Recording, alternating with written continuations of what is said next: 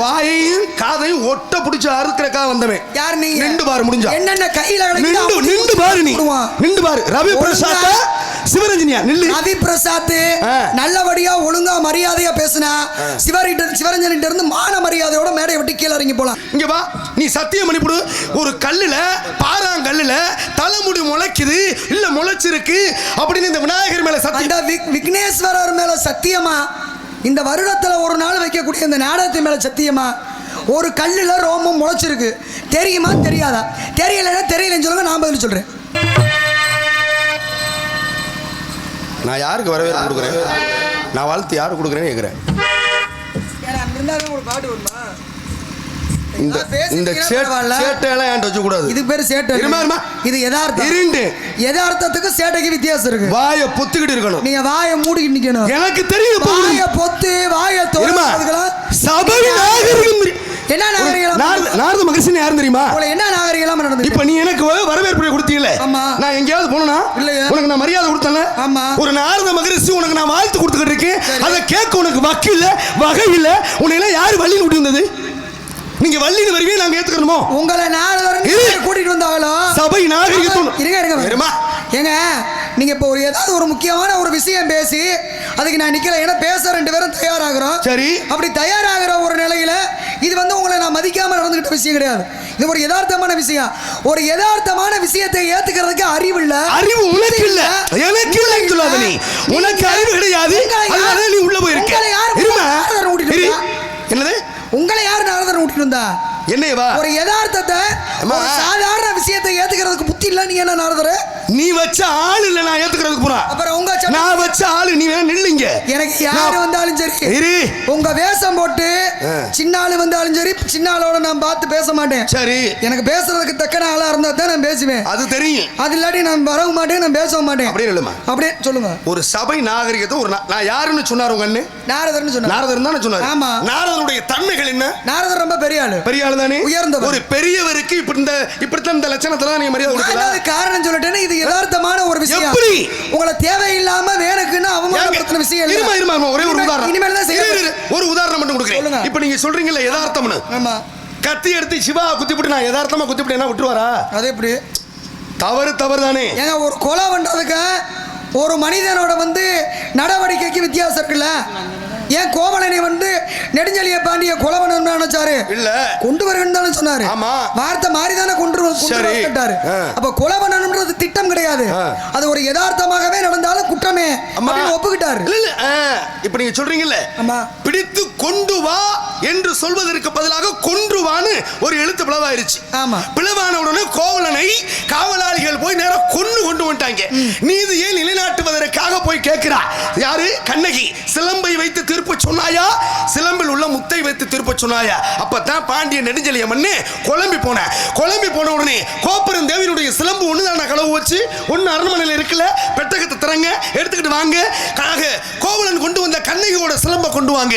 ரெண்டையும் சபையை கூட்டி உடைக்கின்றார்கள். ஒண்ணுல முத்து வெளியானது, இன்னொன்னு மாணிக்கங்கள் வெளியானது. அப்ப ரெண்டுலையும் முத்து வெளியா இருக்குன்னு, ரெண்டுலையும் மாணிக்கங்கள் தான் வெளியா இருக்குன்னு தவறான தீர்ப்பை செய்து விட்டோமேனு அவன் மனுஷன் செத்தன். தப்பு பண்ணா செத்தன். நீ என்ன பண்ணிருக்கிறது வரைக்கும்? ஏன் உங்களை என்ன கொலையா பண்ணிட்டேப்பா?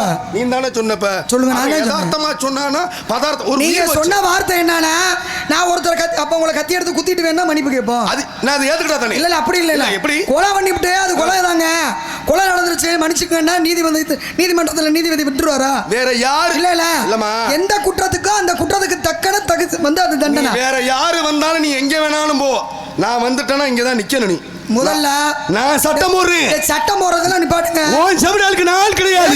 கேளுங்க, சட்டமா பேசிட்டோம்னா நம்ம விவரமான ஆளு, நமக்கு எல்லாம் தெரியும். ஓங்கி அடிச்சா பேசமலைன்னு பேசக்கூடாது. சரி, நீங்க ஆரம்பத்துல பேச ஆரம்பிக்கல. இது ஒரு யதார்த்தமா நடந்த விஷயம். இதை ஏத்துக்கிற அளவுக்கு உங்களுக்கு பக்குவம் இல்லைன்னு சொல்லாத. புத்தி இல்ல உங்களுக்கு. நீ நிப்பாட்டிக்கங்க. புத்தி இல்லாம புத்திக்கிட்டு போய் உள்ள போன. என்ன உள்ள போனீங்க? ஏங்க இந்த இடத்துல நீ எனக்கு வரவேற்பு கொடுக்குற, இந்த வாழ்த்து கொடுக்குற பேச நான் தயாராகிறேன். இவ்வளவுதான். இது ஒரு சின்ன விஷயம். இத ஏத்துக்கிற மனசு இல்லாத ஆளு. நீங்க என்ன ஒரு மனுஷன், நீங்க என்ன ஒரு அறிவாளி. இல்ல பேச விட்டு பேசு. சொல்லுங்க. அப்ப நீங்க பாட்டு பாடுனா எங்களை மதிக்க மாட்டீங்க, பேசினா தான் மதிப்பு கொடுப்பீங்க. இதுதான் உனக்கு தெரிஞ்ச லட்சணமா? உனக்கு இருக்கிற புத்தியா? பாட்டுன்றது ஒரு பாட்டு தானே, அது ஒண்ணும் பெரிய விஷயம் இல்லையே. இல்ல நீங்க என்கிட்ட கேள்வி கேட்டு போலயே, அந்த கேள்விக்கு நான் பதில் சொல்லாம உள்ள போலயே, இல்ல நீங்க பேசிக்கிட்டு இருக்கலையே அந்த பேச்சுக்கு நின்று நான் பேசாம உள்ள போலயே. ஒரு விஷயம் தெரிஞ்சுக்கமா, அதாவது நீங்க என்ன சொல்றீங்கன்னா பாட்டுங்கிறது உனக்கு சாதாரண விஷயம், ஆனா அதை யாரு பாடுறா, யாரு வர்றா, அதுதான் முக்கியம். பாடுங்க, புரியுதா? சரி நான் பாடு வேணுங்க இருங்க வேணுங்கன்னு தான் போனேன், உங்களை அவமானப்படுத்த தான் போனேன். என்ன பண்ணுவீங்க? அப்படியா? அப்படித்தான். உனக்கு தெரிஞ்ச லட்சணம் மரியாதையா சொல்லி பேச விடு. நீ என்ன நீ ஆளு, உனக்கு என்ன தெரியும்? மூச்சு என்ன குறவுல நெரிச்சு கொண்டு விடுவேனா? இந்த மதுரை பக்கம் வச்சுக்கணும். ஒழுங்கா மரியாதையா சொல்லி நீ என்ன கொடுத்த? நீ மதுரையில என்ன தமிழ்நாட்டுல எங்க நாடகம் நடக்குதா, சரி எந்த ஊருக்கு போனாலும் என்ன அப்படிதான் பேசுவான். அப்படி என்ன இப்படி நீங்க, அதாவது தொட்டில் பழக்கம் சுடுகாடு வரைக்கும் நான் சொன்னேன், உற்று உன்ன சத்துரு போகாதரா அப்படின்னா. காரணம் நீ செஞ்சது தவறு, இந்த இடத்துல இனிமேல் இந்த தவறை செய்யாதுன்னு சொல்றேன். நான் வேணுக்கு இருந்தா போனா இதெல்லாம் அகங்காரம், ஆணவம். முதல்ல நான் சொன்னேன்ல, என்ன சொன்னேன்? ஏத்துக்கிட்டீங்களா? அதை எப்படி ஏத்துக்க முடியும்? இல்ல எப்படி ஏத்துக்க முடியும்? ஆமா அப்படிதான். என்ன உனக்கு இப்போ நீ எதுக்காக இங்க வந்த? காவலுக்கு வந்து. என்ன காவல்? திணை காவல். என்ன திணை? கருந்தனை செந்தனை. யாருக்காக?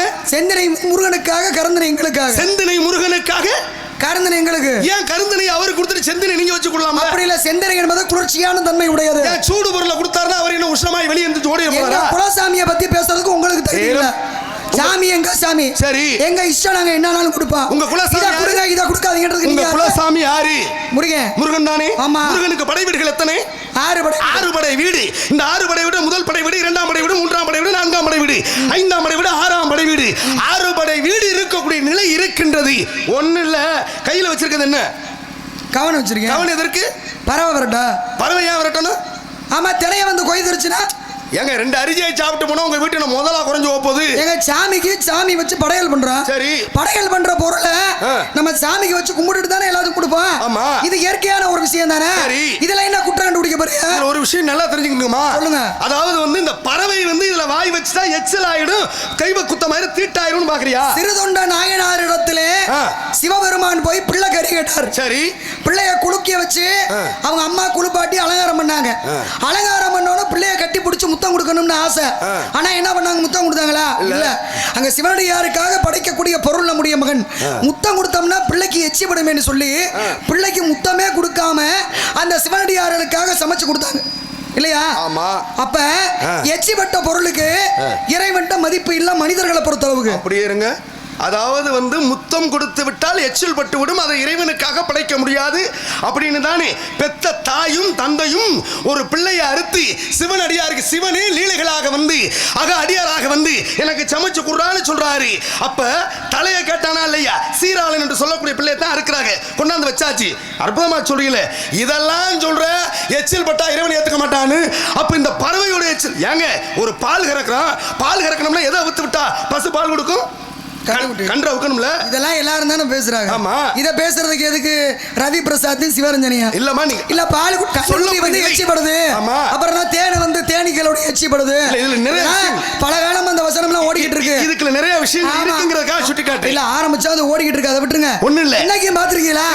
கண்ணு குட்டி வாய வைக்கும், பால் குடிக்கும். சரி, சொல்லாத ஒரு விஷயம் சொல்றேன். சொல்லு. சாதாரண ஒரு விஷயம் தான். பால் குடிக்கும் கண்ணு குட்டி. பால் குடிச்ச உடனே அப்படியே பீச்சுவாங்க. வேற என்ன பண்ணுவீங்க? தண்ணி எடுத்து அதை கழுவி விட்டு அதை சுத்தம் பண்ணி தான் பீச்சுவாங்க. அப்ப அப்பவும் மனிதர்கிட்ட செல்லக்கூடிய அந்த பால் கூட சுத்தமா தான் வருது. அப்படி இருக்கு. சொல்லுங்க. அதாவது தண்ணீரை அடித்த உடனே பால் சுத்தமாயிருது இல்ல? ஆமா. பறவை வந்து திணையில வாய் வச்சுட்டா தண்ணீரை தெளிச்சு படைக்க வேண்டியது. ஒவ்வொன்னா தண்ணியை வச்சு தனச்சுக்கிட்டு இருக்கோம்.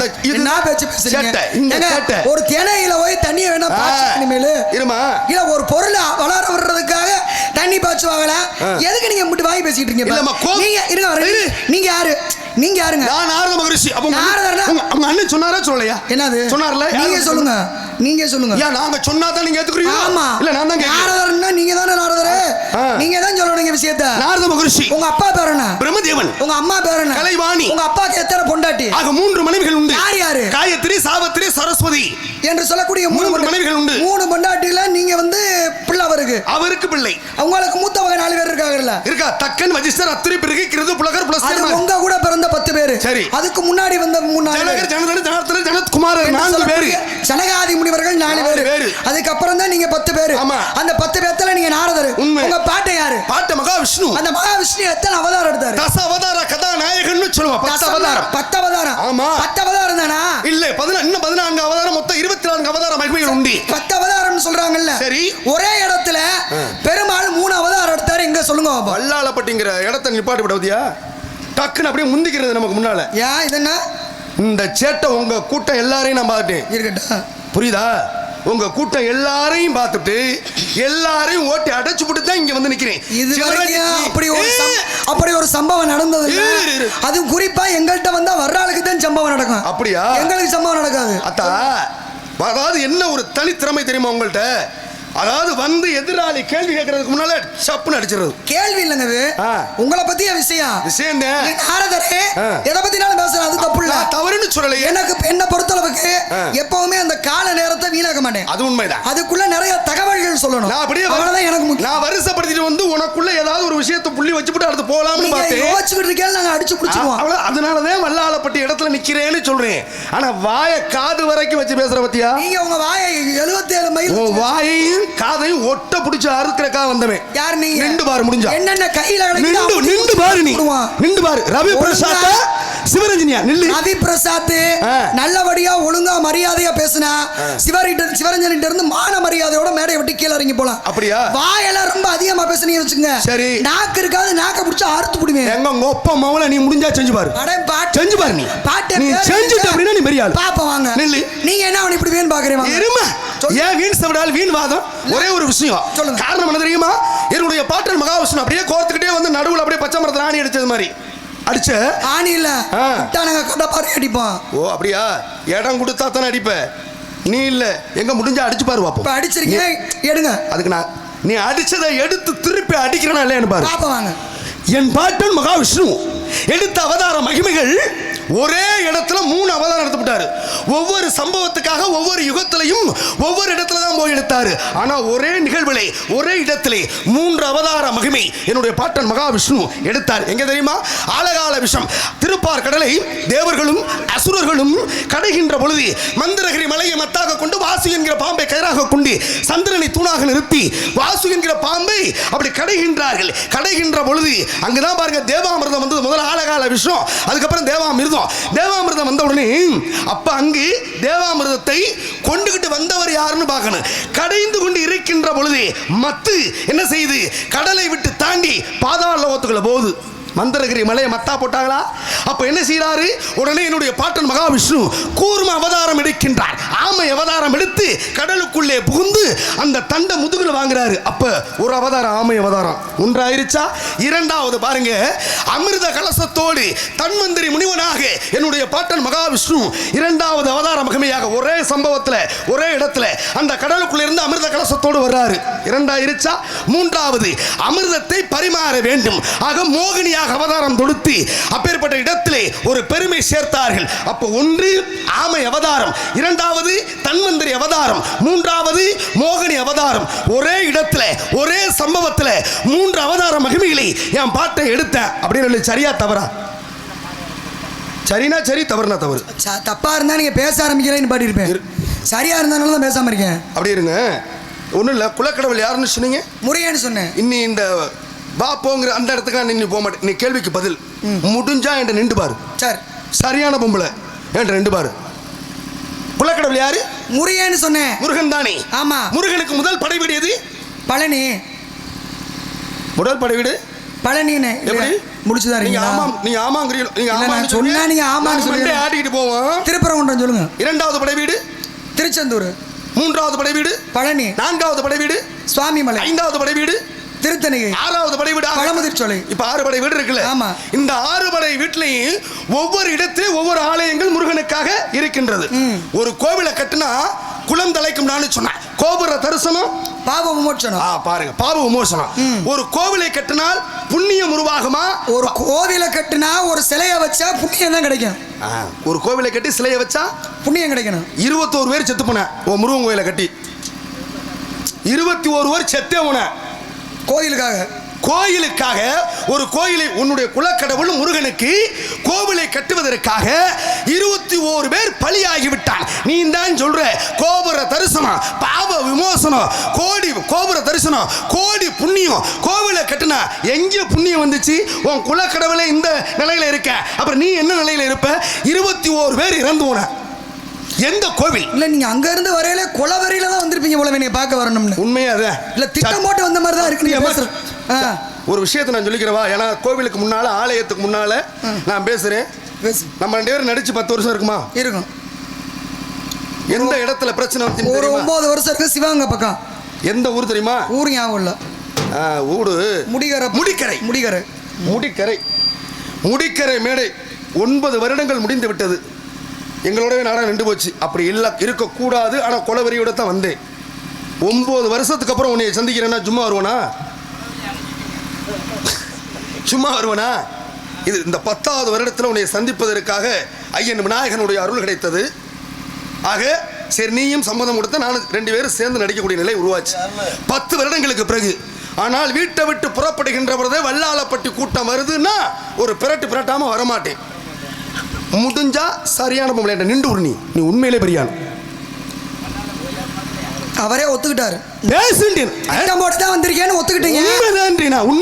ஒத்துக்கிட்ட வரைக்கும் ரொம்ப சந்தோஷம். சரிதானா? எங்க ஊரை பத்தி சொன்னது ரொம்ப சந்தோஷம்.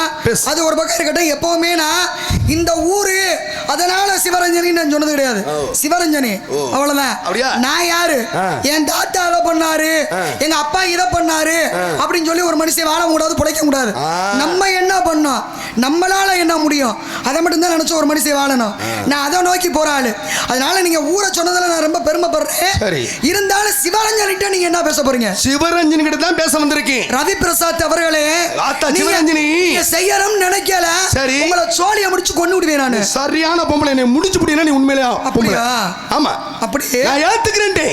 சபையிலேயே ஒருத்தன் வாங்கிட்ட இன்னைக்கு தோத்து போறேன் அப்படின்னா அடுத்த மேடையில உன்னைய ஆக தோற்கடிக்க போறேன்னு நிறைய நாளா இருக்கு உங்களுக்கு. கணக்கா உண்டு தானே? இருக்கு. பேசு வாங்க. உன்னுடைய குலக்கடவுள் முருகனுக்கு ஒரு கோவில் கட்டுறாங்க. கோவில் கட்டுனா புண்ணியம் சொன்ன இந்த வாயி 21 பேர் செத்தே போன எந்த ஊரு, என்ன கோவில் சொல்லு? இன்றைக்கு இருக்கக்கூடிய திருச்செந்தூர் என்று சொல்லக்கூடிய திருச்சீரளவாய். ஏன் இந்த நிகழ்வு நடந்தது? வாயை மூடி தொலைங்க. நீ வாயை பேசி சொல்லிக்கிட்டு இருக்கியா, அப்புறம் அதுக்குள்ள என்ன ஊடல் ஏன்னு ஊடலாம் குறுக்கு விசாரணை பண்ணணும். இல்லைன்னா விசாரிட்டு போயிருவேன். சொல்லு சொல்லு. வழக்குரைஞர் அதனால குறுக்கு விசாரணை பண்றாரு. நாங்க என்ன சாட்சியா உங்களுக்கு? நீங்க வழக்கறிஞர், நானும் வழக்கறிஞர் தானேங்க. பேசு பேசுங்க. திருச்செந்தூர் என்று சொல்லக்கூடிய அந்த திருச்சிரளவாயிலே இன்றைக்கு எடுத்துக்கிட்டோம் அப்படின்னா முருகனுடைய மிக உயர்வான ஒரு ஆலயம். அந்த ஆலயத்தில் நேரடியாக கண்கூடாக அங்கே போய் என்ன வேண்டிட்டு வந்தாலும் அது அப்படியே நடக்கும். எனக்கு நிறைய அது மாதிரி நடந்திருக்கு.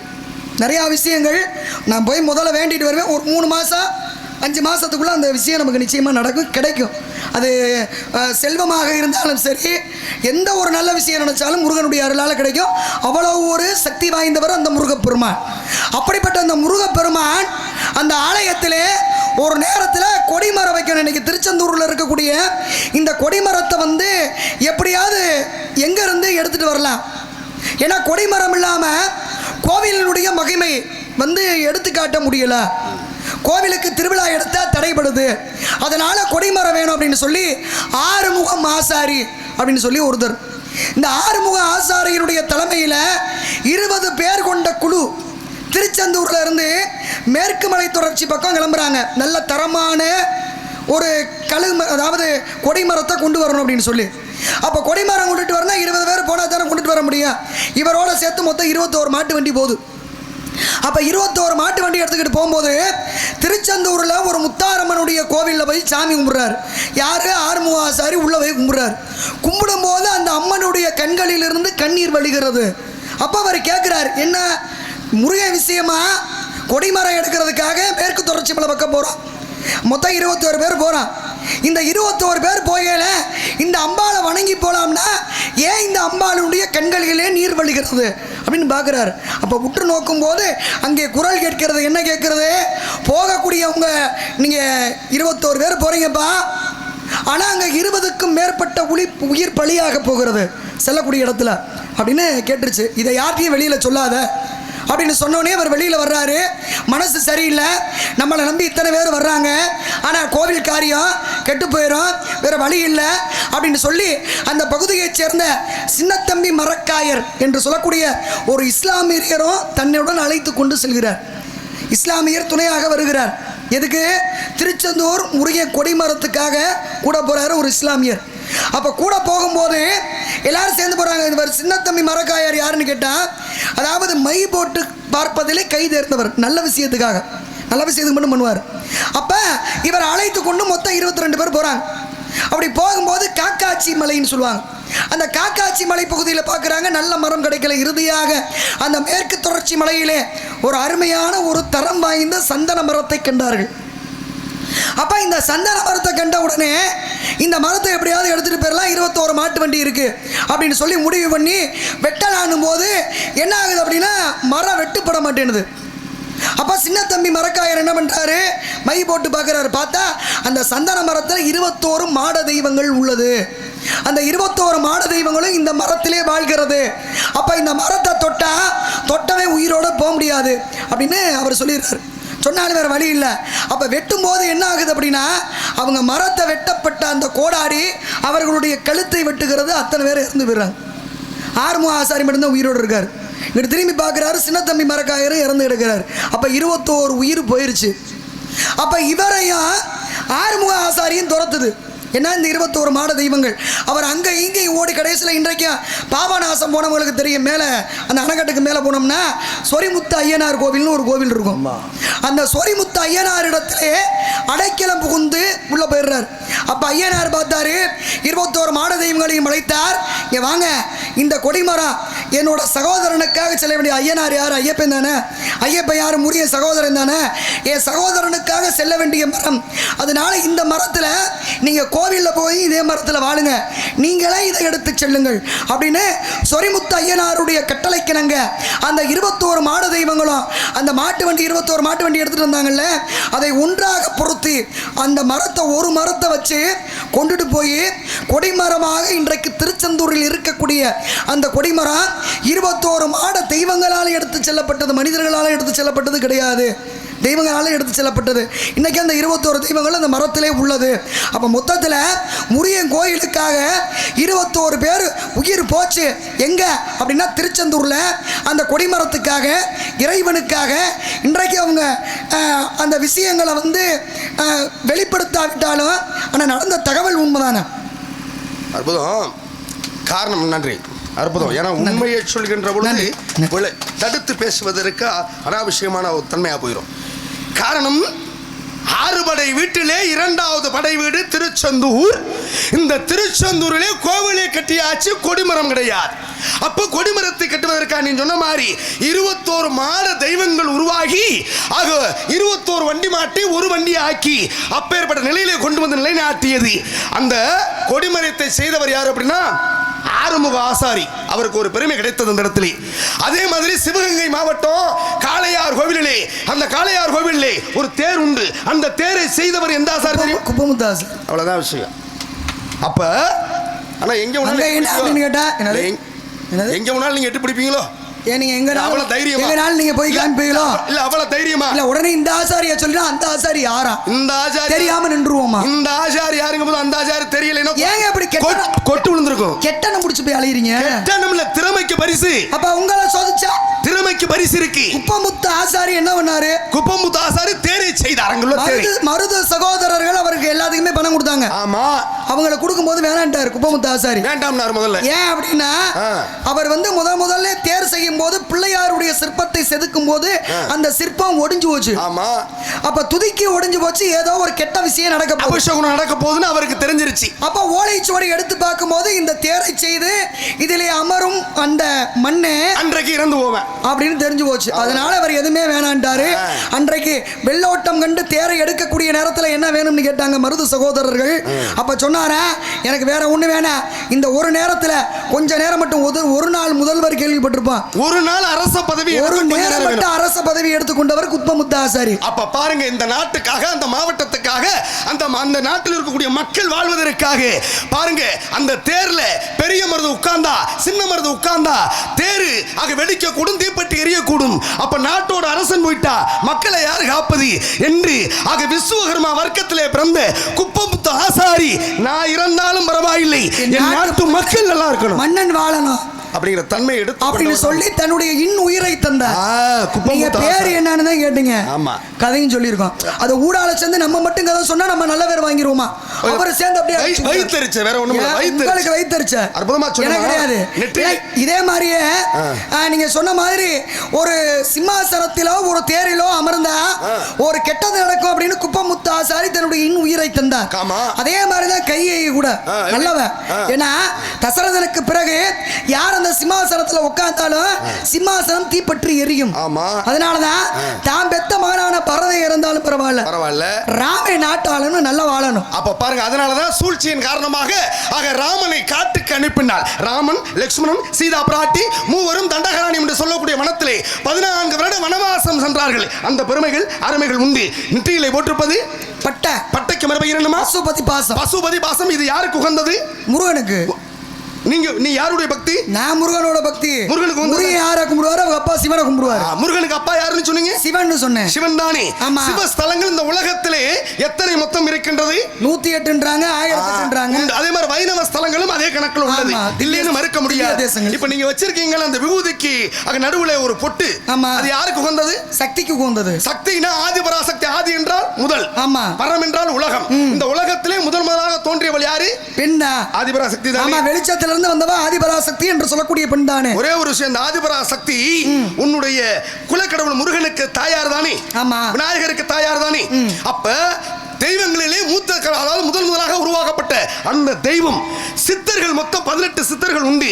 ஆனால் அதற்கு அப்பாற்பட்ட சித்தர்கள் நிறைய பேர் இருக்காங்க. எத்தனையோ பேர் இருக்காங்க, ஆயிரக்கணக்கான பேர் நிறைய உருவாயிருச்சு இப்பெல்லாம். ஆனால் இப்ப உருவாகிறத சொல்லாதீங்க, அப்ப இருந்ததை சொல்லுங்க. உன்னுடைய குலக்கடவுள் முருகப்பெருமானுடைய தாயார் ஆதிபராசக்தி ஒரு சித்தருக்கு காட்சி கொடுத்தார். ஆனால் காட்சி கொடுத்த அந்த தன்மை இப்பொழுது அந்த சிலை எந்த ஊர்ல இருக்கு? நல்லா உற்று கவனி. மேனாலும் மீண்டும் பதில் சொல்றேன். நான் கொஞ்சம் இலைமரவு காய்மரவா சொல்லியிருக்கேன், நீ கண்டுபிடிக்க கூடாதுங்கிறக்காகவே. நான் கண்டுபிடிக்க கூடாது, நான் உண்மையே சொல்றேங்க. இப்பெல்லாம் கட்டணம் முடிச்ச ஆளுகள் வாழ்றாங்களே உலகத்துல. நீ முடிஞ்சா என்கிட்ட ஒருத்தர் கேள்வி கேட்கலாம் அந்த புள்ள, ஆனா நீ அந்த கேள்வியவே புரிஞ்சுக்க கூடாது, பதில் சொல்லக்கூடாது. அவர் யாரு, இவர் பேர் என்ன, எந்த வகையில நான் ஜெயிச்சுட்டு போயிடணும் மாங்கோட்டையில. அப்படியா? அந்த தன்மை தான். இது வரைக்கும் அப்படி ஒரு சம்பவம் எங்கேயும் நடக்க விட்டது இல்லையா? நான் சரியான பொம்பளை, நீ நின்று பாருங்க. சரியான ஆம்பளை, நீங்க பேசி செய்யுங்க. நான் பேசுறேன். காரணம் ஆதிபராசக்தி ஒரு சித்தருக்கு காட்சி கொடுக்கின்றார். அப்படி காட்சி கொடுத்த தன்மை இன்றைக்கு ஓர் இடத்திலே ஆலயமாக அந்த சிலை இருக்கின்றது. எந்த ஊர்ல இருக்கு? யார் இப்ப இருக்கு அந்த ஊர்ல? இருக்குண்டே. அந்த அந்த சிலை யாருக்காக ஒரு காட்சி கொடுத்து இருந்தா இருந்துட்டு போதும் உங்களுக்கு. அப்ப நீ மன்னிப்பு கேட்டு உள்ள போ, உனக்கு தெரியல. முதல்ல அந்த கையெல்லாம் என்ன சின்ன தெரியல. நீ என்ன ஆளி சொட்டாக்கிட்டு ஓடிச்சு விடுவீங்க கைய. உங்க கூட்டம் 50 பேர் இந்த கை சொடக்கப்பட்ட கை. அப்படியா? யார்ட்டனாலும் போடுங்க, நான் தான் ஆரம்பத்திலே சொல்லிட்டேன். முடிஞ்சா தடுத்து பாரு, முடிஞ்சா தடுத்து பாருங்க. நம்மளாம் உட்காந்துக்கிட்டு எங்க தேநீர் கடையில உட்காந்து அந்த நாட்டு மன்னரை கூட தாங்க சுலபமா பேசிக்கலாம். எப்படி நேரா பேச முடியுமா? இந்த தேநீர் கடையில உட்காந்து சரி யார் யாரை பத்தி என்னென்ன பேசுறான் எல்லாம் பேசுவோம். எல்லாமே பேசுறது நடைமுறை ஆயிருமா? அது மாதிரி நானா சொல்லுவேன்னு சுண்டிக்கங்க. அப்படின்னு இல்லைங்களே, சொல்லுங்க. ஒரு பானை சோத்துக்கு ஒரு சோறு தான் பதம். உன் கூட்டத்துக்கு நீ ஒரு ஆள் போதும், அதனாலதான் சொல்ல போட்டேன். பேசு, முடிஞ்சா பேசு, அதனாலதான் போட்டேன். இல்ல இவர் ஒழுங்கா மேடை ஒட்டி இறங்குற மாதிரி எனக்கு தெரியல. இன்னைக்கு நீ மதுரை போய் சேரணும்னு நினைக்கிறியா இல்லையா? சேரணும்ல. அழகா மதுரை போய் சேருவேன். அழகா அழகா மதுரை போய் நீ அழகா மதுரை போய் சேரும் பொழுது நான் அற்புதமா ஆக அறந்தாங்கி போய் சேருவேன். முடிஞ்சா போட்டு பாரு. ரவி பிரசாத்தோ சிவரஞ்சனியா முடிஞ்சா போட்டு நின்று பாருன்ட்டேன். முடிஞ்சா கண்டுபிடி. ஆனா நான் இளைமறை காய்மரவை தான் சொல்லியிருக்கேன். சரி விடுங்க, கண்டு என்ன பிடிக்கிறது பதில் சொல்றேன் பாருங்க, பேசு. ஏன்னா நீங்க கேட்டீங்க ஆதிபராசக்தி ஆகப்பட்டவள் உலகத்திலே முதலிலே தோன்றிய தெய்வம். முதல்ல ஆதிபராசக்தி தான். அந்த அம்மா தான் எல்லாத்தையுமே படைக்கிறாங்க. அப்போ படைக்கும் போது சிவனை படைச்சாங்க. சிவன் என்ன பண்ணாரு, தனக்கு துணையாக வர வேண்டும் அப்படின்னு சக்தி கேட்கும் போது அந்த அம்மாட்ட தான் முதல்ல நெற்றிக்கண் இருந்ததா. அந்த நெற்றிக்கண்ணை எனக்கு கொடுமா, உனையை நான் மனைவியாக ஏற்றுக்கிறேன்னார். அப்போ அந்த நெற்றிக்கண்ணை பிடுங்கி எடுத்து கொடுத்தாங்க. அப்படி பிடுங்கி எடுத்த இடத்துல குருது என்ற ரத்தம் வழிந்தது. அந்த ரத்தத்தை நிப்பாட்டுறதுக்காக வச்சதான் பொம்பளைக்கு பொட்டு. அதனால பொம்பளை பொட்டு வைக்கிறோம். அப்ப அப்படிப்பட்ட அந்த ஆதிசரா பராசக்தி முதல் தெய்வம். அந்த முதல் தெய்வத்தை ஒரு சித்தர் பார்த்தாரு. அந்த சித்தருக்கு காட்சி கொடுத்த அந்த ஆதி பராசக்தியினுடைய திருவுருவம் எங்க இருக்கு? இதுதான் இப்ப ரதி பிரசாத் அவர்களுடைய கேள்வி. ஏன்னு கேட்டீங்கன்னா, அதாவது இமயமலையிலே சிவயோக ஞான சித்தர் பேர் சரிதானா? பாக்குறாரு வருங்க, பேரை சரியா சொல்லுவாங்க. அந்த சிவயோக ஞான சித்தர். சரி, ஏன் முதல்ல எந்த இடத்துல முதல்ல சரியா கேட்கலையா? இமயமலையில. அப்ப இந்த இமயமலையில இது என்னது என்னன்னு கேட்டாலும் குற்றமா இருக்கு, கேட்கலைனாலும் குற்றமா இல்ல. கேட்டீங்க முதல்ல, அப்புறம் திருப்பி என்னன்னா சிவயோக ஞான சித்தர்னு சொன்னீங்கல்ல. ஆமா. எந்த இடத்துல? இமயமலை. இமயமலை பேசுப்ப. அப்ப இந்த இமயமலையில இருக்கு. நீங்க வாங்கலு வாங்க பேசுவோம், உங்களுக்கு தெரியும், கொடுங்க பேசு. அப்ப அந்த சிவயோக ஞான சித்தராகப்பட்டவர் அவர் ஆதிபராசக்தியை நோக்கி தவம் பண்ணார். அப்பா அம்மா காட்சி கொடுத்தாங்க, சக்தி தேவி. அப்படி காட்சி கொடுத்த உடனே என்ன வர வேணும்? நாங்க எனக்குன்னு எதுவுமே வேணாம், இந்த உலக மக்கள் எல்லாரும் நல்லா இருந்தா போதும் அப்படின்னு சிவயோக ஞான சித்தர் வரத்தை வாங்கினார். அப்படி வாங்கினவரு, தாயே உன்னை கண்ட இந்த காட்சியை, நீ எனக்கு காட்சி கொடுத்தத நான் ஒரு திருவுருவமாக செய்ய போகிறேன். இந்த திருவுருவம் எங்கே போய் சென்று கோவிலாக அமர்கிறதோ அங்கே நீயே சென்று அமர்ந்து அத்தனை மக்களுக்கும் வாழ்த்து தர வேண்டும், ஆசீர்வாதம் அளிக்க வேண்டும் அப்படின்றார். அப்படியே ஆகட்டும்பா அப்படின்ட்டாங்க அம்மா. அதுக்கப்புறம் மறைந்தருளுகிறார். பிறகு என்ன பண்ணார் இவர் பார்த்த அந்த ஆதிபராசக்தியினுடைய திருவுருவத்தை செய்கிறாரு. அப்படி செஞ்சு ஒரு இடத்துல வைக்கிறாரு. அப்படி வைக்கும்போது சித்தர்கள் தானே, ஒவ்வொரு இடங்களா செல்லக்கூடியவங்க தானே, ஒரே இடத்துல இருக்க மாட்டாங்க இல்லையா? அப்போ ஒரு மலைப்பகுதியிலே செய்து அந்த சிலையை வச்ச பிறகு காலங்கள் அப்படியே உருண்டோடும் போது அதுக்கு அப்படி பார்த்தா மலையில், வெள்ளத்தில், இடியில், புயலில் அந்த சிலை அங்கே இங்கே சுற்றி வந்து ஒரு இடத்தை சென்று அடையுது. இது கதை இப்படி இருக்க, இங்கிட்ட எடுத்துக்கிட்டிங்கன்னா ராமன் சமூகாசுரன் அப்படின்னு ஒரு அசுரனை அழிக்க நம்ம தென்பகுதியே வந்தார். அசுரனை அழிச்சிட்டார். அப்ப அகத்தியர் ஒரு இடத்திலே கங்கையை பாதுகாத்து பூமிக்கடியிலே வைத்திருக்கிறார் அப்படின்னு ராமனுக்கு தெரிந்து அந்த பகுதியிலே ராமன் தன்னுடைய பானத்தை தொடுத்தார். அப்ப அகத்தியர் வைத்திருந்த அந்த ஆறை பெருக்கெடுத்து ஓட விட்டார். அப்ப வைத்திருந்த ஆறை பெருக்கெடுத்ததுனால அந்த ஆறுக்கு வைப்பாறு அப்படின்னு பேர் வந்தது. பிறகு பாண்டவர்கள் அங்கிட்ட இருக்க எங்கள் பகுதி பக்கம் சதுரகிரி கேள்விப்பட்டிருப்பாங்க. அந்த சதுரகிரி சுந்தர மகாலிங்கம் கோவிலுக்கு அந்த பகுதிகளை வனவாசம் வரும்போது அர்ஜுனனாலே ஒரு ஆறு உருவானது. அந்த ஆற்றுக்கு எங்கள் ஊர் பக்கம் அர்ஜுனா நதி அப்படின்னு சொல்லி பேர். அப்போ வைப்பாறு ஒரு பக்கம், அர்ஜுனா நதி ஒரு பக்கம். இங்கிட்டு சிவயோக ஞான சித்தர் செஞ்ச சிலை என்னாச்சு? ஒரு பெண்ணு சாணிக்கூடைய சுமந்து வர்றா. அப்படி சாணிக்கூடைய சுமந்து வந்தவோ ஒரு இடத்துல கொட்டிட்டு கூடை எடுக்கிறா. கூடையை எடுக்க முடியல. என்னன்னு இவருங்க போறாருப்பா, நீ நானாத சும்மா ஓனே. சரி, நீங்க பேசிட்டு கீழே போக கூடாது.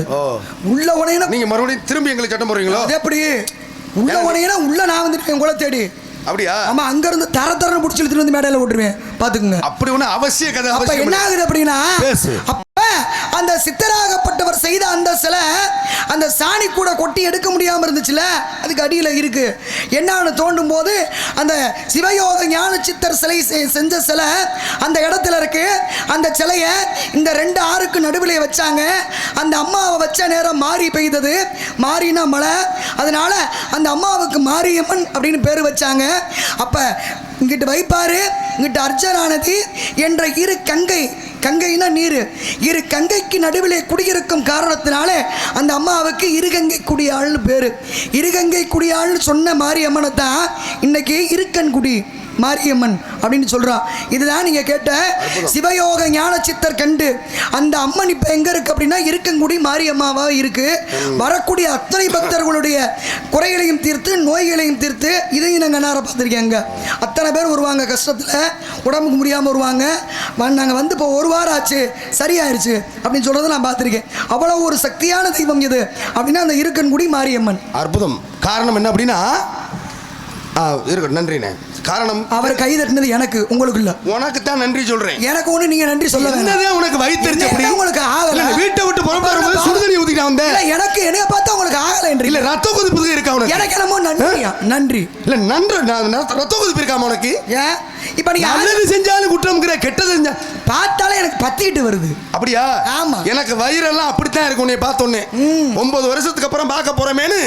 ஆக ஒரு முதலாக சந்திக்கிறோம்னா ஒரு முகமலர்ச்சியோடு வருவோம். ஆனா எப்படியாவது உன்னை சாக்கணுங்கிற நோக்கத்தோட வந்தேன். உன் கூட்டத்தை சாக்கணும், இதான் என்னோட எண்ணமும். நான் இப்போ நீங்க என்னைய பத்தி மட்டும் பேசுங்க. சரி, என்னைய சமாளிச்சு என் பிரச்சனை முடிங்க. அதுக்கப்புறம் அடுத்து அப்ப இருக்கங்குடியிலே சிவயோக ஞான சித்தருக்காக ஆக மாறி என்றால் மலை ஆக அப்பேற்பட்ட தன்மையிலே அம்பாள் ஆதிபரா சக்தி அந்த சித்தருக்காக காட்சி கொடுத்து இன்றைக்கும் எங்கெங்கோ இருந்த மக்கள் எல்லோரும் கூடி வரக்கூடிய நிலை உருவாக்கி இருக்கின்றால் ஆதிபரா சக்தி. அப்ப பக்தனுக்கு ஒரு குறை என்றால் எங்கு இருந்தாலும் எங்கு சென்றாலும் காற்றாலும் மழையாலும் புயலாலும் வந்து தரிசனை கொடுக்கக்கூடிய தன்மை அம்பாளுக்கு உண்டு. காற்றையும் மழையும் வீச விட்டு கொடுத்த ஒரு கோவணத்தையும் தொலைக்க வச்சு காட்சி கொடுத்தார் திருக்குறிப்பு நாயனாருக்கு சிவபெருமான். ஏன்னா அம்மா ஆதிபராசக்தி பிள்ளைங்களா பக்தர்களுக்கு நல்லது செஞ்சா இவர் என்ன பண்ணுவார், அப்பா சிவன் சோதனை பண்ணி அவங்களை கஷ்டப்படுத்தி அவன் வைராக்கியமா இருக்கானான்னு பார்த்து அப்புறம் தான் நல்லது செய்வார். அற்புதமா சொன்னமா. அதாவது வந்து பிள்ளைகளை காப்பாற்றக்கூடிய தன்மை தாய்க்கு மனசு தாங்காது, வேகமா ஓடி வந்துடும். அப்ப அன்னை ஆதிபராசக்தி காமிக்கிறா. சிவன் வந்து ஆடுவது திருவிளையாடல், கிருஷ்ணனாகப்பட்ட மகாவிஷ்ணு ஆடுவது லீலை, முருகன் ஆடுவது நாடகம். நான் ஆடியதிலே இதுவும் ஒரு நாடகம். அப்ப முருகனுக்கு என்பது ஒரு தனித்திறன், சிவனுக்கு என்பது தனித்திறன். பாருங்க, சிவன் ஆடியது திருவிளையாடல், கிருஷ்ண பரமாத்மா ஆடியது ஆக லீலைகள்னு சொல்றாங்க. அப்ப முருகனுக்கு என்ன, அப்ப முருகன் ஆடுவது நாடகம் என்று சொல்கின்றார்கள். அப்ப அந்த முருகனுக்காகவே திணைப்புண மனத்திலே ஆக பெண்களுக்கு உண்டான தன்மை. தந்தை பெயர் என்ன சொன்னீங்க? தந்தை பெயர் நம்பி, தாய் பெயரோ நங்கை, மோகனி பெயரோ வள்ளி, வந்திருப்பது காவல். பெண்கள் உண்டான பருவங்கள் 14.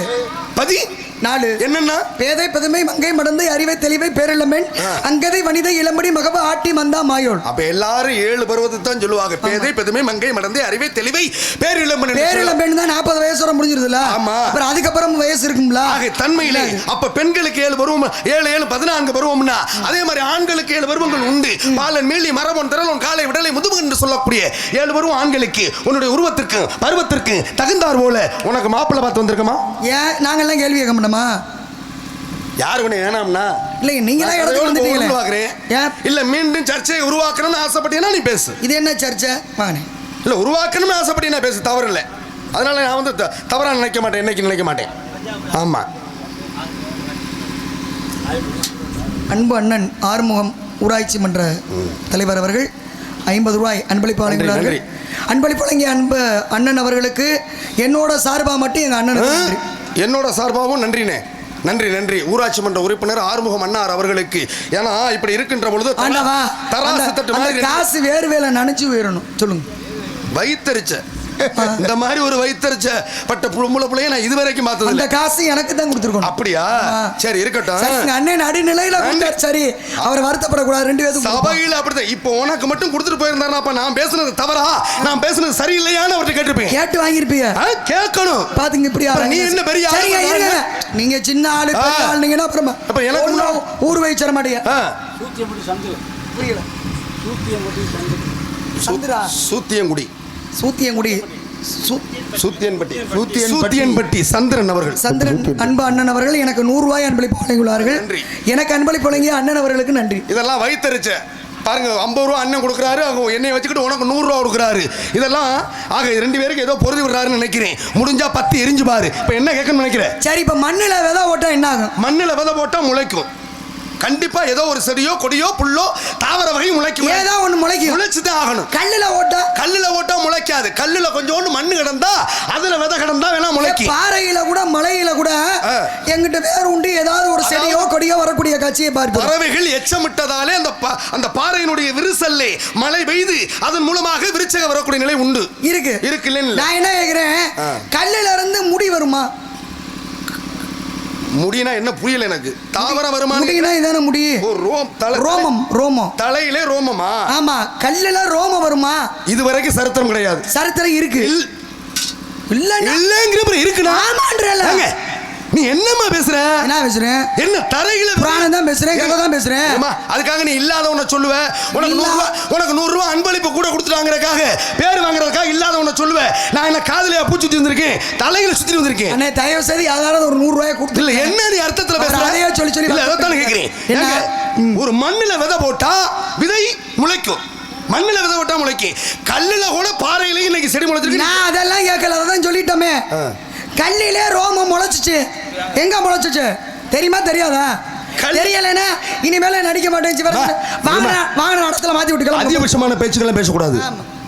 கதை முறையோடு போகணும், முறையோடு நடத்திக்கிட்டு இருக்கலாம். என்ன முறை இல்லாம நான் பேசுனேன் உங்களா? என்னமோ இனிமே நீங்க என்ன சொன்னீங்க? அப்பதான் என்ன அப்படி பெரிய ஆளு தெரியல, என்ன பதில் தெரியலன்னா நீ சொன்னீங்களா? இல்லாத அதே தானே உங்களுக்கு. ஒண்ணு இல்ல ஏங்க, ஒரு பூமியில விதை போட்டா முளைக்கக்கூடிய நிலை உண்டு, பாறையிலையும் உண்டு. இங்க வா, நீ சத்தியம் பண்ணிவிடு. ஒரு கல்லுல, பாறாங்கல்லுல தலைமுடி முளைக்குது இல்ல முளைச்சிருக்கு அப்படின்னு இந்த விநாயகர் மேல சத்தியம், விக்னேஸ்வரர் மேல சத்தியமா, இந்த வருடத்துல ஒரு நாள் வைக்கக்கூடிய இந்த நாடகத்தின் மேல சத்தியமா, ஒரு கல்லுல ரோமம் முளைச்சிருக்கு தெரியுமா தெரியாதா? தெரியலன்னா தெரியலன்னு சொல்லுங்க, நான் பதில் சொல்றேன். இது விகண்டவாதத்துக்கு பேசுறியா? உண்மை இருக்கு ஏங்க, ஒரு தெய்வத்து மேல அப்படியே இவ்வளவு சர்வ சாதாரண ஒரு வழியா பதில் தெரியல போல. இல்லம்மா இருமா, ஏன் பதற மாதிரி? நான் பதறல, நீங்க தான் பதறீங்க. நான் பதறல. இல்ல, இல்லாதது ஒன்றை பேசுகின்ற பொழுது பதற்றம் உருவாகும். இல்லாத ஒரு கேள்வி யாராவது கேட்பாங்களா? அப்ப கல்லுல ரோமம் முளைச்சிருக்கா? முளைச்சிருக்கு. எங்க தலையில தானுங்க முளைக்கும், கல்லுல எப்படிங்க முளைக்கும்? தலையில முளைக்கும் சொல்றதுக்கு நீங்க எதுக்கு? அது ஊருக்கே தெரியும். சரி, உலகத்துக்கே தெரியும். கல்லுல முளைச்சிருக்கு. ஒரு ஊர்லயா? ஒரு ஊர்ல ஒரு இடத்துல. ஒரு வழியா ரவி பிரசாத் அவர்களுக்கு தெரியல போல. இல்ல தெரியுமா? இருமா, யோசிக்கிறாரு. யோசித்து பேசுவோம்னு அறிவாளி. நம்ம யோசிக்காம பேசுறத மாட்டிக்கிறோம். பேசிப்புட்டு யோசிக்கிறோம் முட்டாள். பேரை சொன்னாலே நான் யோசிக்கிறேன் அப்படின்னா நான் அறிவில சிறந்தவன் அர்த்தம். ஒண்ணு இல்ல, கல்லிலே ரோமம் முளைத்தது இதுவரைக்கும் உண்டா? எந்த ஊர்லயும் இதுவரைக்கும் எந்த சரித்திரமும் கிடையாது. ஆனால் உண்டு. நீ எங்க சுத்துறங்கிறத நான் கண்டுபிடிக்கிறதுக்கு இவ்வளவு நேரம் ஆயிடுச்சு. கண்டுபிடிச்சிட்டாரு. மொத்தத்தில் எங்க சுத்தி விடுறேன்னு தெரியுது, தேரை இழுத்து தெருவில் விட போறேன்னு தெரியுது. ஆனா தேரு சரியா போய் நிக்க வேண்டிய இடத்துல தேரை அறுத்து தெருவில் விடுறவங்க கொண்டு போய் சேர்க்கிற வல்லமாக இழுத்து விடணும். எங்க போய் சேரணுமோ அங்க சேர்க்கணும். அதை சேர்க்கிறது நீ எங்க வேணாலும் இழுத்து பாரு. சேர்க்கிறதுக்கு என்னுடைய அறிவாற்றலும் கல்வி ஆற்றலும் உண்டு. ஒரு விஷயம் சொல்லுங்க, இன்றைக்கு இந்த நிகழ்வு எங்க நடந்தது? அப்படி இது என்ன மாவட்டம் யா?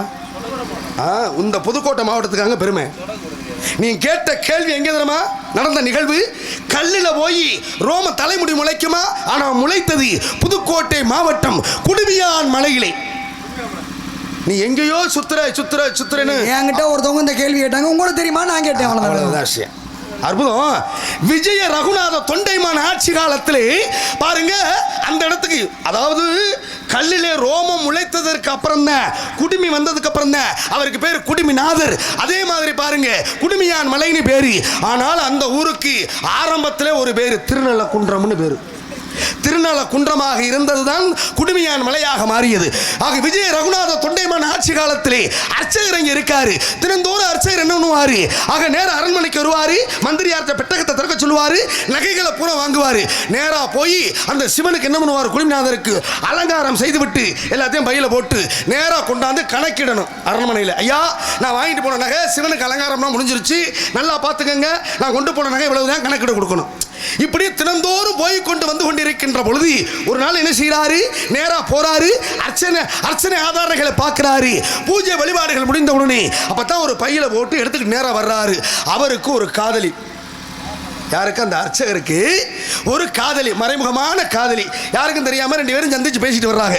அப்படி சந்தித்து பேசிக்கொண்டு இருக்கின்ற பொழுது அப்பதான் என்ன செய்யறா? அந்த காதலி என்ன செய்யறா? அப்ப பைய திறந்து பார்க்கிறா. பெண்களுக்கு ஒரு நகை மீது ஒரு ஈர்ப்பு இருக்கும் எப்போதுமே. நகையை பார்த்தோன்னே இந்த மாதிரி ஒரு நகை நம்ம போட முடியாதா, அனுபவிக்க முடியாதா அப்படிங்கிற எண்ணம் தோணுது. சிவன் கழுத்துல போட்டதுங்கிற விஷயம் தெரியாமல் இவ தான் தலையில மாட்டி அழகு பார்க்கிறா. பின்பத்துக்கு முன்னால உடனே கலட்டி அர்ச்சகருக்கு தெரியாமலே பையில வச்சாச்சு. நேரா இங்க இருந்து கொண்டு போறாரு. எப்போதும் கணக்கிடணுமா இல்லையா அரண்மனையில? ஐயா, கொண்டு போன நகையெல்லாம் சரியா இருக்கான்னு பாருங்கன்னு மந்திரியார்த்த கணக்கெடுக்கின்ற பொழுது அப்பதான் ஒரு நகையில இவ போட்டு கலட்டினாலா இல்லையா, ஒரு கூந்தலுடைய ரோமம் இவ்வளவு நொட்டுல அதுல சிக்கிருச்சு நகையில. அப்பதான் கேட்கிறாரு, எங்க நான் கொடுக்கும் பொழுது ரோமம் இல்லையே, அப்ப இந்த ரோமம் வருவதற்கு காரணம் என்ன? அப்ப எல்லாருமே இந்த அர்ச்சகர்லாம் பாருங்க பெண்கள் மாதிரியே கொண்ட போடக்கூடிய நிலையெல்லாம் உண்டு. அப்ப சிவனுக்கு அர்ச்சனை பண்ணி ஆதாரணைகளை பண்ணிவிட்டு, ஏன்டா நகை ஆசையில நீ சிவன் நினைப்புல நீ உன் தலையில போட்டு கழட்டி பாத்தியாடா? இதை மன்னர்கிட்ட சொன்னா உன் தலை இருக்காது நாளைக்கு, உண்மையை சொல்லுன்னு சொல்ல. அப்பத்தான் வேற வழி இல்லையே. அப்ப அங்க ஏதோ ஒரு நிகழ்வு நடந்து விட்டது. காதலையும் காட்டி கொடுக்க முடியாது, தன்னையும் காட்டி கொடுக்க முடியாது. ஆக இதுக்கு உண்மை தெரியவில்லை என்றால் நாளை உன் சிரசை கொய்யப்படும் அறிவிச்சிட்டார். வேற வழியிலே சிவனை நோக்கி இறைவா வேற வழி இல்லாமல் இப்படி ஒரு தவறு செய்து விட்டோம். ஆக இந்த தவறில் இருந்து உண்மையிலே உனக்கு நான் அடிமை, உன் பக்தி ஆக மெச்ச வாழ்கின்றேன் என்பதற்கு அடையாளமாக இருந்தால் என்னை நீந்தான் காப்பாற்றணும் ஈசானு வேண்டாரு. அதிகாலையில் விடியுது. நேரம் என்ன செய்யறார்? குதிரை எடுக்கிறாரு. மந்திரியாரை புறப்படுங்க, அர்ச்சகரை போய் கூட்டுவாங்க. அப்ப இவர் என்ன சொல்றாருன்னா, சிவனுடைய லிங்கத்துல அள்ளி முடிகிற அளவுக்கு ரோமம் முளைச்சிருக்கு, அவருக்கு அலங்காரம் பண்ணிட்டு அப்படி கலட்டுகின்ற பொழுது அவரை விட்டு முடிதாங்க, இது ஏன் முடியலங்க அப்படின்னு சொல்றாரு.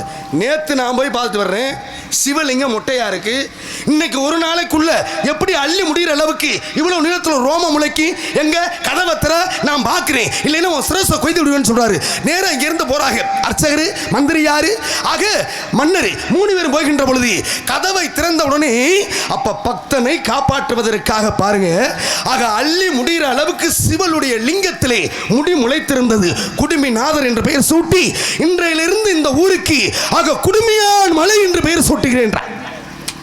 அந்த நிகழ்வு நடந்த நிகழ்வாக அற்புதம். நீ தான் இப்ப கேட்ட சிகாநாதருடைய ஆலயத்தில் சிகைனா முடின்னு அர்த்தம். ஆமா, சிகாநாதருடைய ஆலயம் சிகை, அதனால சிகை அலங்காரம்னு சொல்லி ஆக விளம்பர பலகைகள்லாம் எழுதியிருப்பாங்க.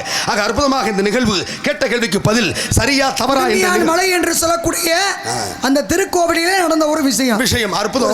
ஏன்னா அந்த ஆரம் என்ற அந்த மாலையை அந்த பெண் தாங்கி தனக்குடைய கழுத்தில் இட்டுக் கொண்டதுனால நடந்த ஒரு விஷயம் நடந்த நிகழ்வு. ஏன்னா எப்பவுமே சிவபெருமான் தன்னுடைய பக்தர்களை காக்கும் பெருமை அவருக்கு உண்டு. ஏன்னா குங்குளிய கலைய நாயனார்னு ஒருத்தர் இருந்தார். தன்னுடைய செல்வத்தை பூரா குங்குளியை விட்டே இறைவனுக்காக செலவிட்டு வறுமையிலே ஏழ்மையிலே வாழ்ந்தார். அப்ப பக்கத்துல நம்ம சோழ நாட்டில் திருப்பனந்தாள் அப்படின்னு சொல்லி ஒரு ஊர். அந்த திருப்பனந்தாள் அப்படின்ற ஊர்ல ஒரு சிவலிங்கம் குனிஞ்சிருக்கிறத கேள்விப்பட்டார். ஏன் அப்படின்னா தாடகை அப்படின்ற பெண்ணு, இந்த தாடகை அப்படின்ற சொல்லக்கூடிய பெண்ணு என்ன பண்றா அப்படின்னா பூஜை பண்ணும்போது சாமிக்கு மாலை போடுறா, அவளுடைய ஆடை நழுவுகிறது. அப்படி குனிஞ்சு மாலை போடும்போது அந்த பெண்ணினுடைய மானம் போயிருமே அப்படின்னு சொல்லி அப்படி என்ன பண்ணாரு, காப்பாற்ற நினைத்தார். அப்படி தலையை அப்படி குனிஞ்சாரு சிவலிங்கம். அதனாலதான் சாஞ்ச நிலையில இருக்கு. அப்படி சாஞ்ச சிவலிங்கத்தை யாராலையும் நிமித்த முடியல. யானையை கட்டி இழுத்தாரு, சோழ மண்ணை இழுக்க முடியல. குங்குளிய கலையர் கேள்விப்பட்டாரு, வந்தவர் ஒரு கயிறு எடுத்தாரு. ஒரு கயிறுடைய ஒரு பகுதியை சிவலிங்கத்திலே கட்டி கொண்டு மற்றொரு பகுதியை தன்னோட கழுத்துல கட்டி இழுத்தாரு. எல்லாரும் கேட்டாங்க, இடுப்புல கட்டி இழுக்கலாமையா, உயிராது தப்பிக்கும். யானை கட்டி இழுக்க முடியாது, நீ எப்படியா இழுப்ப அப்படின்னு போது, இல்ல எங்க அப்பே சிவன் அவரை நிமிக்க முடியாதுன்னா இனிமேல் உயிரோட இருந்தா என்ன செத்தா என்ன அப்படின்னு அப்படி இழுக்கும் போது அவரோட உயிரை காப்பாத்தணுமே அப்படின்றதுக்காக சிவலிங்கம் நிமிர்ந்தது. சோழ மன்னனுக்கு காட்சி கொடுக்காத சிவன் தன் பக்தனுக்காக சாய்ந்த நிலையில் இருந்த லிங்கம் நிமிர்ந்தது என்ற அற்புதமான நிகழ்வை தன்னுடைய பக்தர்களுக்காக அவர் எப்பவுமே காப்பாற்றுவார். பாருங்க, இந்த தாடகை என்று சொல்லக்கூடிய பெண்மகள் அரக்கி, அந்த தாடகையை வதம் செய்வதற்காகத்தான் பாருங்க யார் இங்க இருந்து யாரை கூட்டிட்டு போறது, ராமனையும் லட்சுமணனையும் தாடக வனத்திற்கு இங்க இருந்து கொண்டு கூட்டிட்டு போய்கிட்டு இருக்காரு. அப்பேற்பட்ட அருமைகளும் பெருமைகளும் அதற்கப்புறம் தான் சுயவரமே நடந்தது. சீதையை மனம் முடித்தார். ஆக இருக்கட்டும், இருந்தாலும் கூட பெண்களுக்கு பருவங்கள் 7 சொன்னேன். உன்னுடைய உருவத்திற்கு பருவத்திற்கு தகுந்தார் போலே உனக்கு மாப்பிள்ளை பார்த்து வந்திருக்கேன். யார் அந்த மாப்பிள்ளை தெரியுமா? பாத்துட்டீங்களா? பாத்துட்டேன். பாத்துட்டு சும்மா வெட்டியா பேசிட்டு இருக்கீங்க. நான் இப்ப பேசுனது உனக்கு வெட்டி மாதிரி தெரியுதா? இல்லங்க, ஒரு பெண்ணோட கல்யாணத்துக்கு முடிவு பண்ணியாச்சு. சரி, அத பத்தி சொல்லாம எதுக்கு சண்டை ஓடிட்டு இருக்கீங்க? அப்ப சம்மதம்னு சொல்லு, நான் முருகனை கட்டிக்கிறேன்னு சொல்லு. முருகனா? யாரு? எங்க ஊர் முருகனா? உங்க ஊர் முருகன்ல, ஆறுபடை வீட்டுக்கு சொந்தக்காரன் ஆதிபரா சக்தி மகன் கணேசனுடைய ஆக தம்பி சிவனுடைய பிள்ளை, அவன் தாமா உன் புருஷன். உலகத்திலே பெரிய குடும்பத்துல போய் வாக்கப்படுறதுக்கு எனக்கு என்ன தகுதி இருக்கு? அம்மா, அதாவது யானையின் பலம் யானைக்கு தெரியும், தான் முதுகு தனக்கு தெரியாதான் பாக. உலகத்துல எல்லாத்துக்குமே உள்ளது. உனக்கென்று பிறந்தவன் அவனுக்கென்று பிறந்தவன் நீ. ஆக முருகன் தான் புருஷன். சொல்லும் வார்த்தை கேளு, கேட்டா மோட்சம், இல்லைன்னா வாழ்க்கை மிச்சம். அல்லுப்பு கல்லு முந்தன அவஸ்தைக்கு நீ விடுத்து, அல்லுப்பகலும் இந்த அவசையை விடுத்து, அல்லுப்பகலும் முந்தன அவஸ்தைக்கு நீ விடுத்து, அவன் யாரோல இருப்ப சபிமடு சொல்லும் முன்னத கேளம்மா. எனக்கு வேணும் புனைந்து வந்தவரே, யார வேணும் புனைந்து வந்தவரே, உனக்காக வேணும் சொன்னின் ஓகோ என்ற சிதமே, உனக்காக வேணும் சொன்னின் ஓகோ என்ற சிதமே, மனக்கவலை கொள்ளாத மாநிலத்தின் இயல்பு சொல்லும் முன்னத கேளம்மா. கொடுப்பனுகள் கோத்திரத்தின் முறையோ, கொடுப்பனுகள் கோத்திரத்தின் முறையோ,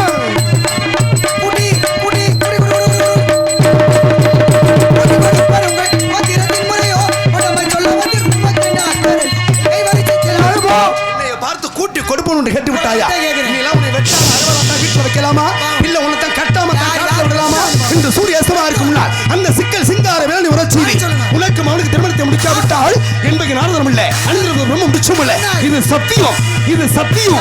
அது வரைக்கும் இருக்கிற பத்தியம் போயிட்டு வர அரை பைத்தியம், முழு பைத்தியம், முக்கா பைத்தியம், போயிட்டு வாங்க. பைத்தியம் அந்த மயில கூட்டி வந்து உனக்கு நல்லா வைத்தியம். அவங்க தேவை கஞ்சனக்கு ஜனக்கு கஞ்சனக்கு ஜனக்கு மாண்டே உடச்சு விடுங்க. நான்